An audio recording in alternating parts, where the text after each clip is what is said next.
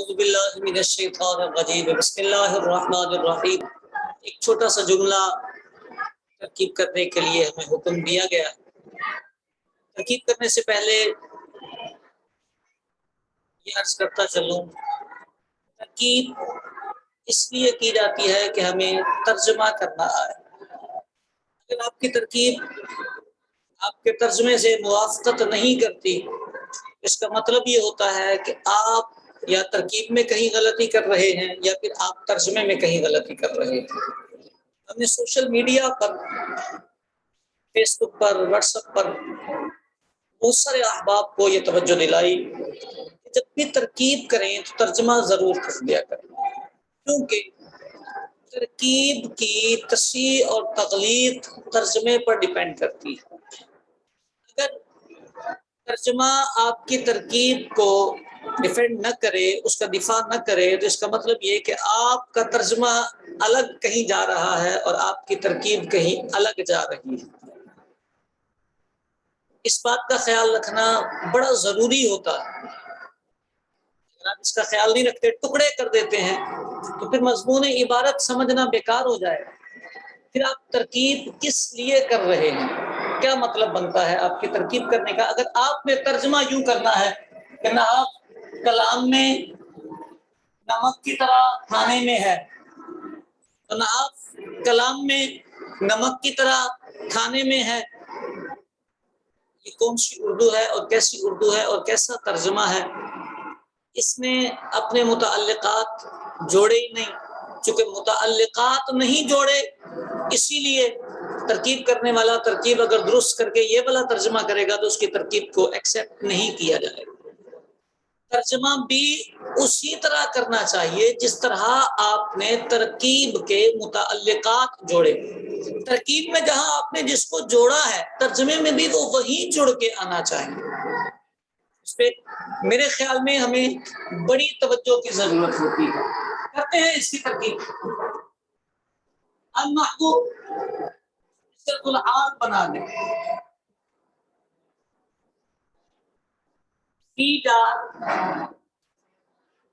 الکلام مجرور، یہ جار مجرور ظرف مستقر بنے گا، یہاں نکلے گا ثابتاً۔ ثابتاً اس میں فاعل ہے، ہوا ضمیر اس کا فاعل ہے۔ اس میں فاعل اپنے فاعل اور ظرف مستقر سے مل کر جملہ، شبہ جملہ اسمیہ ہو کر یہ آل بنے گا۔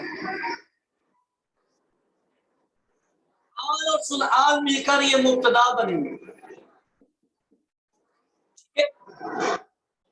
آل اور فلعال مل کر یہ مبتدا بنیں گے۔ کاف حرف جار، الملئی یہ پھر ذوالحال،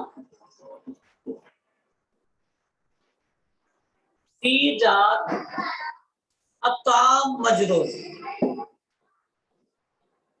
یہ والا جار مجرور حسب ثابت ظرف مستقر، ظرف مستقر ہو کے یہ ثابتاً یہاں نکلے گا۔ ثابتاً اس میں فاعل، ہوا اس کا فاعل، اس میں فاعل اپنے فاعل اور ظرف مستقر سے مل کر شبہ جملہ اسمیہ ہو کر یہ اس جار کا ذوالحال کا حال، حال اور ذوالحال دونوں ملیں گے تو جار کا مجرور، جار اور مجرور دونوں مل کر یہ ظرف مستقر بنیں گے۔ یہاں نکلے گا ثابتن، ثابتن اس میں فاعل،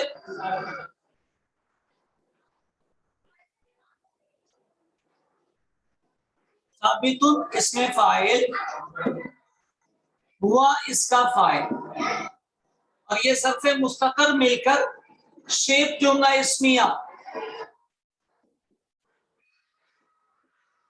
خبر، یہ مبتدا اور یہ خبر دونوں ملیں گے تو یہ جملہ اسمیہ، یہ اس کی ترکیب ہے، یہ اس کی ترکیب ہے، یہ جملہ اسمیہ بنے گا، یہ جملہ اسمیہ خبری ہے۔ جب یہ جملہ اسمیہ خبریہ بنے گا اب ہم اس کا ترجمہ کریں گے۔ ترجمہ کرنے میں ہم پہلے مبتدا کا ترجمہ کرتے ہیں پھر خبر کا ترجمہ کرتے ہیں۔ مبتدا ہمارا یہاں سے لے کر یہاں تک ہے، اس میں ایک حال ذو الحال دیا گیا ہے، اور ذو الحال کے جہاں بہت سارے تراجم ہوتے ہیں وہیں ایک ترجمہ یہ بھی ہوتا ہے کہ پہلے آپ حال کا ترجمہ کر دیں پھر ذو الحال کا ترجمہ کریں، جیسے صفت کا پہلے کر دیتے ہیں پھر موصوف کا ترجمہ کرتے ہیں، اسی طرح پہلے حال کا ترجمہ کریں پھر ذو الحال کا ترجمہ کریں، اور کوئی آپ اضافہ نہ کریں۔ آپ بھی کر کے دیکھ لیں۔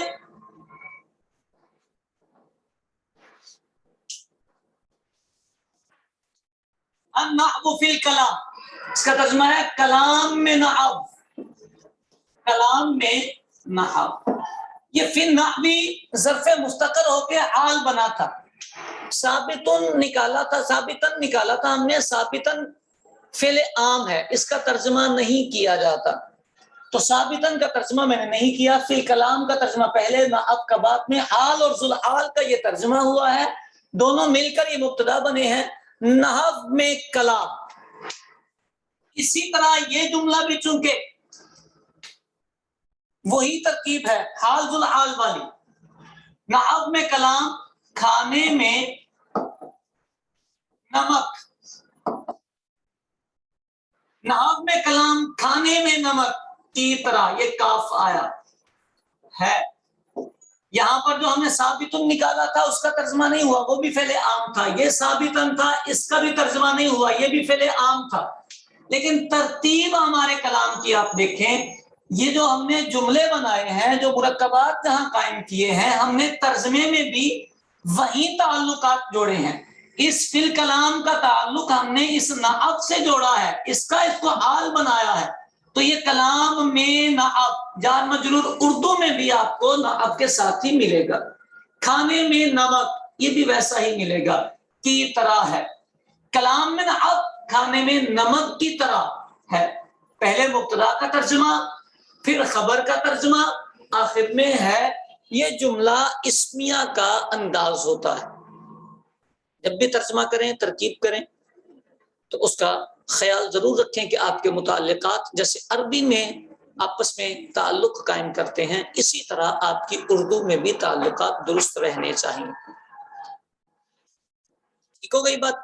پھر اس میں اس بات کا بھی ضرور خیال رکھا کریں کہ ترکیب جب بھی کریں پلے سے بات باندھ کے رکھیں، اپنے ترجمے سے اس کی میچنگ کریں۔ میں اپنے طلباء کو یہ بتاتا ہوں، بیٹا جیسے ہماری میتھ کی کتاب ہوتی ہے نا، تو میتھ کی کتاب میں سوالات لکھے ہوتے ہیں، سارے سوالات لکھنے کے بعد وہ آخر میں جا کے ہر مشق کے سوالوں کے جواب لکھ دیتے ہیں، تو اسٹوڈنٹس کیا کرتے ہیں، وہ سوال پورا سولو کرتے ہیں، حل کرتے ہیں، اور حل کرنے کے بعد آخر میں جا کر اس کا جواب چیک کرتے ہیں۔ میچ ہو جائے تو کہتے ہیں ہم نے سوال صحیح کر لیا ہے، اور میچ نہ ہو تو کہتے ہیں سوال میں غلطی ہو گئی۔ سمجھ آ رہی بات؟ سیم دیٹ ترکیب، اس کا بھی یہی طریقہ ہوتا ہے۔ آپ ترکیب کریں، ترکیب کرنے کے بعد ترجمہ کریں، اگر آپ کا ترجمہ درست ہے، آپ کی اردو کے مطابق ہے تو آپ خوش قسمت، اگر آپ کا ترجمہ خراب ہو جاتا ہے اس کا مطلب یہ کہ آپ نے ترکیب میں کہیں نہ کہیں گڑبڑ کر دی ہے۔ اللہ آپ کو خوش رکھے، اللہ آپ سے راضی ہو، فی امان اللہ۔